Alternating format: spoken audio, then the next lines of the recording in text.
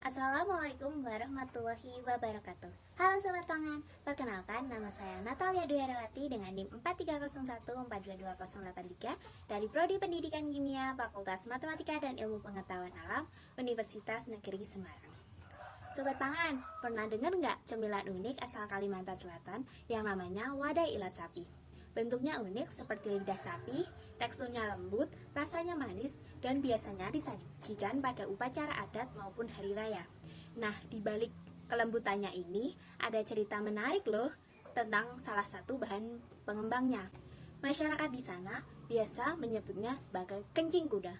Hah? Kencing kuda? Eits, bukan kencing kuda yang itu ya. Sebutan ini muncul karena ketika dipanggang memunculkan bau yang menyengat. Hal ini disebabkan karena gas amonia. Nah, untuk lebih jelasnya, yuk kita simak lebih dalam. Ibu Nurhayati mengatakan bahwa fermentasi dapat membuat adonan mengembang. Tentu saja iya.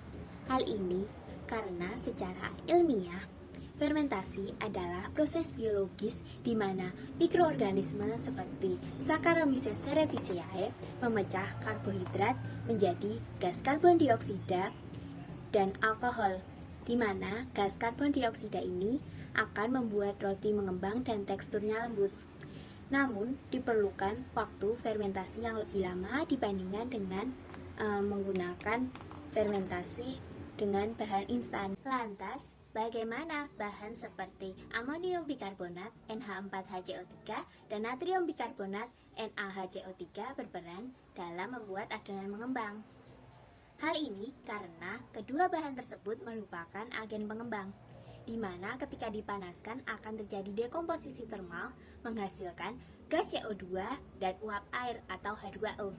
Untuk reaksinya, NH4HCO3 menjadi gas NH3 plus gas CO2 plus H2O. Sedangkan untuk natrium bikarbonat, NaHCO3 menjadi Na2CO3 ditambah CO2 ditambah H2O, di mana gas CO2 yang dihasilkan ini akan membuat rongga-rongga pada roti yang membuat roti mengembang. Selanjutnya, gas NH3 atau amonia yang dihasilkan pada NH4HCO3 berbau menyengat. Hal inilah yang biasanya masyarakat sebut sebagai bau kencing kuda. Belum ada penelitian yang membahas tentang dosis optimal yang digunakan pada wadai ilat sapi. Namun, kita dapat merujuk pada Pambudi dan Wijanarko 2015. Penelitian ini dilakukan pada kue bakyak yang merupakan salah satu kue tradisional di Indonesia. Berikut ini untuk data penelitiannya.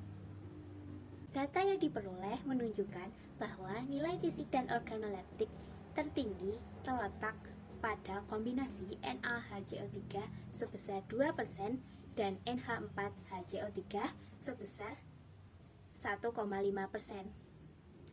Dengan besar uji organoleptik yaitu sebesar 0,61, di mana panelis paling menyukai tekstur dan rasa pada kombinasi ini. Selanjutnya, ketika dosis ini dinaikkan pada 2,5% dan 3% mengalami penurunan nilai organoleptik, yaitu menjadi 0,39 dan 0,42.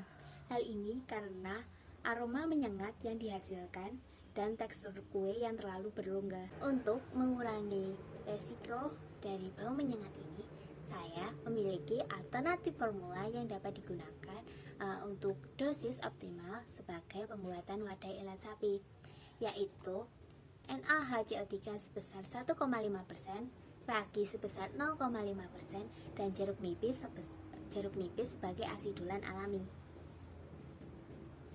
di mana NaHCO3 sebagai zat pengembang dan fermentasi menunjang perkembangan ini dan juga menghasilkan aroma khas, dan jeruk nipis untuk mempercepat pembentukan karbon dioksida dan meminimalisir bau pesing yang dihasilkan. Selain itu, formulasi ini perlu dikampanyekan kepada warga lokal secara sistematis dan bertahap. Selain itu, juga diperlukan kolaborasi antara mahasiswa, pelaku UMKM, dan Dinas Kesehatan. Jadi teman-teman, lewat Wadah Ilat Sapi kita belajar bahwa ilmu kimia, budaya, dan keamanan pangan berjalan saling berdampingan. Terima kasih sudah menyaksikan cerita saya. Sampai jumpa di cerita pangan lokal selanjutnya. Wassalamualaikum warahmatullahi wabarakatuh. Bye-bye.